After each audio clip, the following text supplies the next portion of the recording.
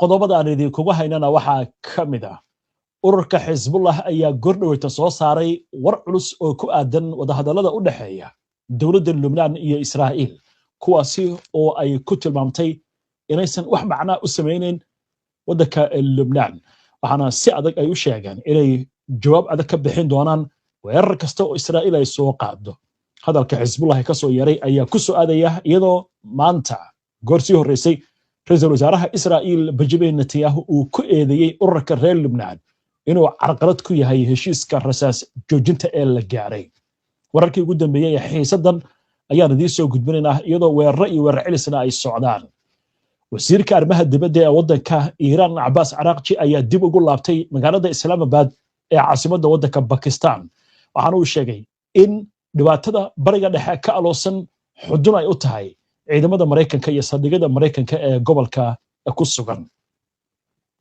maraykan gaza ugu yaraan 4 falastiiniin ah ayaa laga soo warinayaa in lagu dilay weerar hor leh oo israa'iil ay qaaday inkastoo bishii oktoobar rasaas joojin la gaaray ay jirto madaxweynaha maraykanka iyo ra'iisul wasaaraha britain ayaa wadahadal qadka telefoonka ku yeeshay arrimaha bariga dhexe ee isku milqan gaar ahaan marayka hormuus ayay labada nin kaga wada hadleen telefoonka wasiirka gaashaandhigga dalka ruushka ayaa socdaal ku tegey magaalada Pyongyang ee caasimadda Kuuriyada Waqooyi xilli uu xoogeysanayo iskaashiga ruushka iyo Kuuriyada Waqooyi dhammaan wararkan iyo qodobo kale iyo falaqayntii iyo wixii warah ee soo kordhay intaynu barnaamijka ku jirno ayaan idinkugu haynaa wararka caawa maxamed cabdi wararkan isku soo duway ayaa qadka ku jira maxamed aan ku bilowno qodobada wararka kuwooda ugu waaweyn xisbullah ayaa si rasmi ah u sheegtay inayna isku hadlaynayn diblomaasiyad iyo wax ay ku tilmaantay xukuumadda Lubnaan ka jirta ee tabarta daran iyada oo dagaalada u dhaxeeya Israa'iil iyo Xisbullah ay sii dardargalayaan bayaankan ay ururka Xisbullah soo saareen ayaa soo baxaya iyada oo socdo weeraro Israa'iil ay ku qaadayso goobo ay ku tilmaamayso in ay burburinayso Xisbullahna waxa ay qaadayaan tillaabooyin jawaab ah oo ay ku tilmaameen inay yihiin kuwa qaanuuni ah oo Israa'iil xabad joojintii ay ku xadgudbayso ururka Xisbullah ayaa ku doodaya in xabad joojinta la kordhiyo macnaheedu ay tahay inuu dagaalka istaago hase ahaatee taa beddelkeedii Israa'iil ayaa waxay dardargelinaysaa howlgaladeeda military Xisbullah ayaa waxay ku eedeynayaan xukuumadda Lubnaan inay ku guuldareysatay in ay waddankeeda difaacdo iyo tuulooyinka iyo magaalooyinka la burburinayo iyo waxyeelada ballaaran ee koonfurta ka jirta ururka Xisbullah ayaa digniin ku bixinaya falalka ay Israa'iil wado in ay la kulmi doonaan iska caabin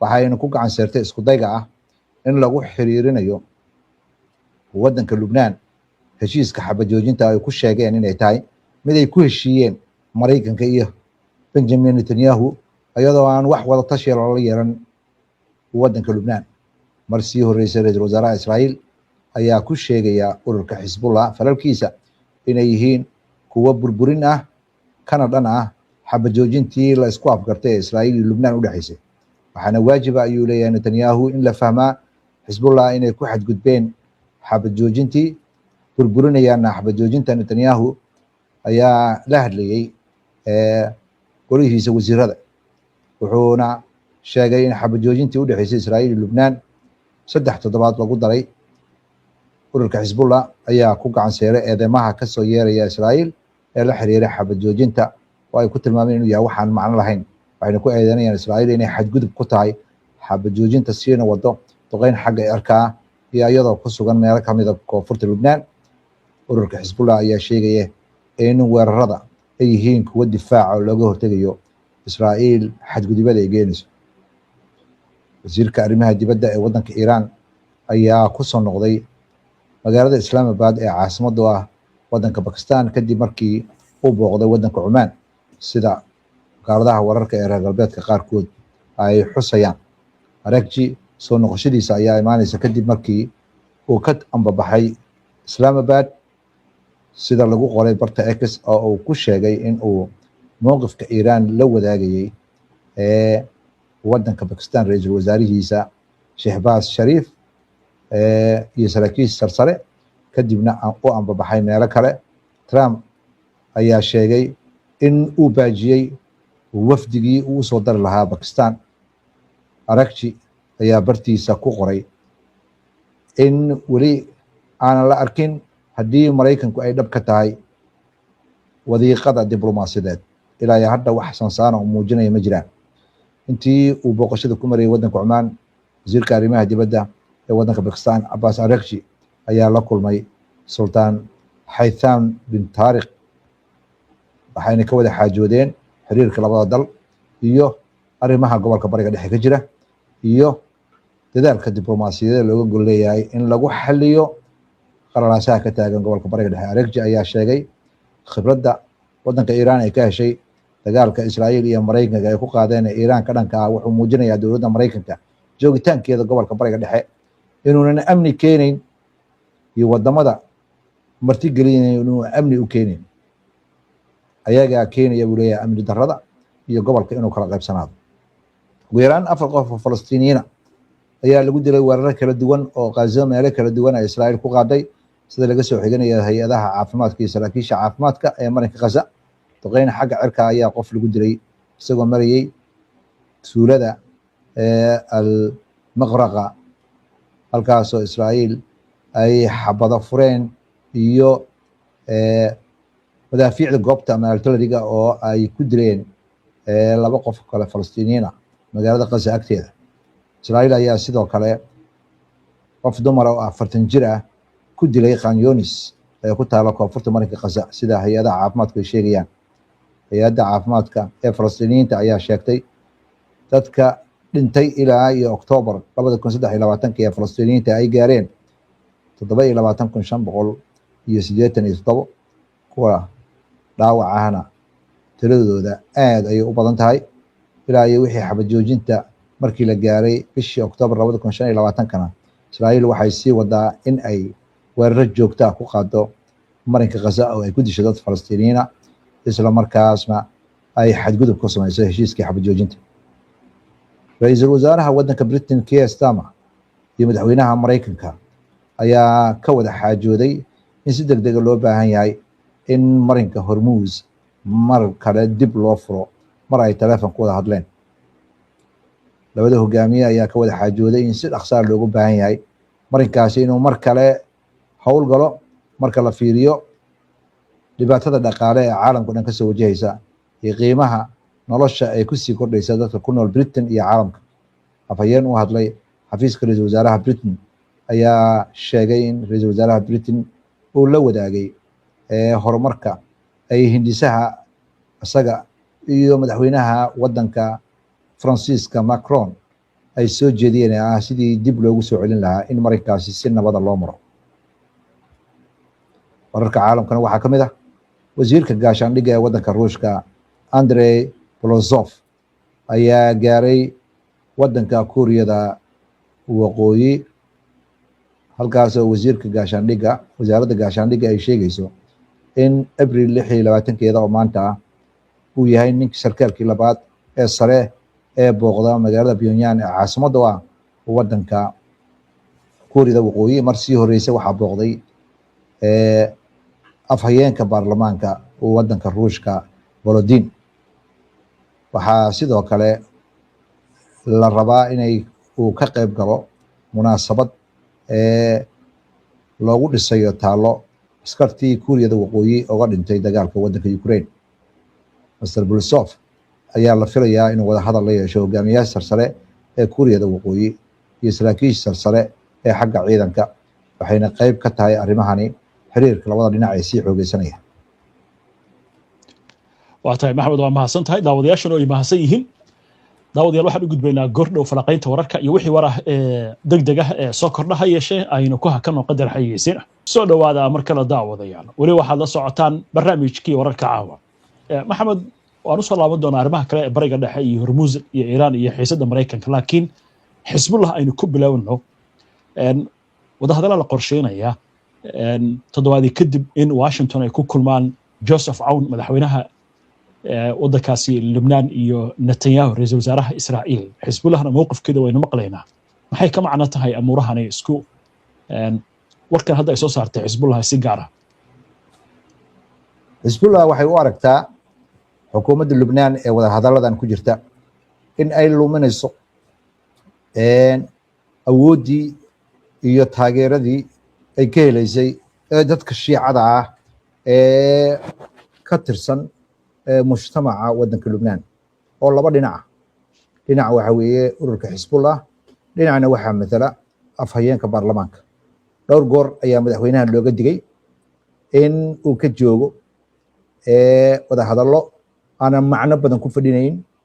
tan kale Israa'iil iyo Maraykanka ayaa lagu eedeynayaa inay ka shaqeynayaan fidno ah in Israa'iil maadaama Xisbullah dagaalkeeda uu ku culus yahay in ay ka abuurto fidno waddanka Lubnaan gudihiisa. waxaana muuqata sida khabiirada qaar ay hadal ku dhigayaan Joseph Aoun in haddii uu lumiyo kalsoonida dadka shiicada ah in dowladnimadiisa ay sii jiri kareen. ninkan taariikhdiisa haddaan dib u jaleecno sarkaal ka tirsan ciidamada militariga ayuu ahaan jiray, waxaana lagu soo tababaray waddanka Maraykanka. khabiirada qaarna waxay leeyihin waa nin aad u nugul oo aanan lahayn kalsooni iyo karti oo kaga hor yimaado waxyaabaha loo yeerinayo. waxaana dadka qaar ay leeyihiin wuxuu ku cayaarayaa dab. waa gartay, waa yahay. laakiin ma la oran karaa Israa'iil waxay u hirgelaysaa aragtideedii ay wadatay dhul inay ka qabsatay Lubnaan oo hor leh? hadda waxaa la leeyahay 5 kilomitir ayay gudaha u gashay. haddii marka sidaan xabajajinta ay ku dhacdo dhul dheeraad ay qabsatay, ma la oran karaa markaa Israa'iil? ilaa iyo laga soo bilaabo 2006 ayaa Israa'iil ay ku taamaysay muddo 20 sanadooda inay waxa ka sokeeya webiga Leytaan inay gacanta ku dhigto. hadda waxaa muuqata in aynan ku sii joogi karin nabad oo dagaal joogta oo ka socda oo ku dhufo oo ka dhaqaaqa. ayadoona duqayn ayay xagga cirka geysanaysaa oo tuulooyinkii iyo magaalooyinka burburinaysaa. laakiin Xisbullah ma yeelayso. hore ayaa waxaa loo haystay beeraha Shabca waxa loo yaqaano ayaa looga haystay oo dhul barwaaqa haddana dhulkan taaga ah oo biyaha leh ma yeelayaan ururka Xisbullah oo dadka deegaankaasi ku nool ay beeraley yihiin iyo xoolo dhaqato in Israa'iil ay qaadato. tan kale waxaa laga baqayaa in ay dhaliso dagaalkii sokeeye ee Lubnaan hore uga jiray. haddii dagaalkaas u dhaco waxaa la saadaalinayaa qoomiyadda masiixiyiinta oo tiradooda aad u yar tahay in ay noqon doonaan kuwa ugu khasaaraha badan. Israa'iil uma naxariisanayso qoomiyadda masiixiyiinta ah oo ay tiradoodu yar tahay. waxay rabtaa in iyadoo Maraykanka ku gabanaysa inay hadafyo siyaasadeed gaarto. laakiin Xisbullah uma muuqato in loogu beenguri karo in lala galo heshiis dowlad aanan qayb ka ahayn wada hadallada. haddii wada hadallo la gelayana waa inay Xisbullah miiska fadhidaa. weligeed iyo aleed Xisbullah ma ogolaan inay Israa'iil miiska la soo fadhiisato. kulamada waxay ahaayeen kuwa dalban waxay wakiilin jirtay dowladda Lubnaan. hadda dowladdan uu Aoun madaxda ka yahay ma wakiilato. asagaa ra'yigan wata, asagaana laga rabaa meeshii uu ka meel marin lahaa. وهاجا intaas aynu kaga gudubno dhanka aynu eegno arrinka wadahadaladii waa cakiran yihiin. Araaqji dib ugu laabtay Islamabad. Trump wuxuu leeyahay Iiraan warqad kale inoo soo gudbisay, laakiin ismir la yahay maxaa ugu dambeeya, maxay qobarada ka leedahay xaaladdan wax ay ku dambeyn karto? madaxweyne Trump warka uu ka sheego waddanka Iiraan waxa weeye war dhinac u janjeero weeye, cid ka qaadanaysa lama arko. warkii ka soo baxay Iiraan waxa uu ka soo baxayaa ilaheeda rasmiga ah. waddanka Pakistan ayaa ku dadaalaya in ay mar labaad suurageliyaan inuu kulan dhaco. mowqifka Iiraan wax iska bedela lama arko. 10kii qodob ay soo jeedisay oo Maraykanku yeelay oo uu ka noqday ayaa waxay leedahay waxay sal u yihiin in wada hadalladu ay dhacaan. qodobadaasi Maraykanka ma yeeli karo. waxaa ka mid ah inuu gobolka bariga dhexe ka guuro, waxaa ka mid ah inuu magdhow bixiyo, waxyaabo fara badan ayaa ka mid ah. dhanka Iiraan uma muuqato inay tanaasuleyso. militarigeeda aad ayay u diyaarsatay. waxa weeye kalsooni kuma qabto mas-uuliyiinta ay shirka la gelaysa dhanka Maraykan ka socda. oo hore ayay u sheegtay wiilku uu sodog u yahay madaxweynaha Mareykanka iyo ergeyga gaarka ah madaxweynaha Mareykanka labadooda inay la fariisan doonin. Hadda waxaa muuqata Pakistan inuu Mareykanka gadaal ka riixayo oo ah dhinaca wada hadallada raba. Wada hadallada haddii la meel marsiin waayo oo ay xaaladdan taagnaato, madaxweynaha Mareykanka waxa uu arkaa in uu u baahnaan doono ogolaanshaha Congress-ka si uu dagaal u qaado. Ilaaha qaarna waxay leeyihiin haddii uu awood u heli lahaa iyo siduu rabo u heli lahaa ogolaansho ugama baahdeen Congress-ka Mareykanka. Waxay tahaba Iiraan ma muuqato inay tanaasuleyso xuduudeeda iyo qodobadeeda ay miiska la fadhido, wax iska bedelay lama arko. Kulankii hore si weyn ayay usoo diyaar garowday. Mareykanku waa diiday inuu ka hadlo waxyaabihii shirki la isugu yimid, bedelkeeda inuu wax jeediyo isku damcay, lagama hoos qaadin, waa loo sheegay. Meedaanka dagaalka waxaa ku weyday miiska diblomaasiyadda ku heli maysid, enerjiga iyo waqtigaas ka lumin baa la yiri. Shirkii ayuu ka cararay madaxweyne ku-xigeenka waddanka Mareykanka, sida ilaha qaar ay wararkooda soo gudbiyeen wixii ka dhacay shirkaas. Dhowr goor ayuu damcay inuu shaqadii lagu yaqaanay Mareykanka uu jeediyo, waa la dhegeystaa, markuu dhameeya wax la yidhahdaa wax iska kaa bedela lama arko. Mareykanku meelaha uu ku amarku taagleeyo kuma jirta Iiraan. Dagaal ayaa meedaankiisa furan yahay, idinka aad bilowdeen dagaalka, waxaad ku weydeen miiskan wada hadalla kuma keenaysaan. Sida keliya uu dagaal ku joogsan karo waxaa weeye 10 qodob ee miiska saaran ee aad shirka kusoo fariisteen inaad ka hadashaan. Haddaadan ka hadlaynin waxaa la yidhi tartiib waxaa weeye waqtigaas aga lumin. Sababtaas ayaa keentay inuu shirka ka baxo. Haddana shirka intaan lasoo fariisan qodobadii 10 ahaa mid kale ayaa kusoo biirtay oo ah Mareykanku waa inuu ka noqdaa go'doominta uu ku sameynayo xeebaha iyo dekedaha waddanka Iiraan. Waxay tahay baa leeyahay burcadnimo iyo iclaamin dagaalkiina weli waa furan yahay. waa tahay maxamed, aad baad u mahadsan tahay. daawadayaashuna way mahadsan yihiin. intaana ka bixin aynu eegno dhowr war oo degdeg ah oo soo dhacay. waa hagaag, waxaa ka mid a wararka hadda ugu dambeeya. ciidamada Iiraan ayaa waxay sheegayaan inay gacanta ku dhigeen nin la shaqaynayay sirdoonka Israa'iil, waxaana lagu xiray gobolka Loristan. sida wararka ugu dambeeya ay sheegeen, Xisbullah war bay soo saartay hadda waxay sheegaysaa maanta in ciidamo Israa'iiliyiin ah ay ku weerareen deegaano ku yaala xadka Lubnaan iyo Israa'iil. dhinaca kale militariga Israa'iil ayaa iyaguna hadda waxay duqeyn ka wadaan Khirbad Salim meesha la yiraahdo oo ku taal koonfurta waddankaasi Lubnaan. wixii waraha arrimahan ay ku soo korna barnaamijyadeena dambe ayaan idinkugu soo gudbinaynaa insha Allah. inta ka horeysa salaamullaahi calaykum waraxmatullaahi wabarakaatuh.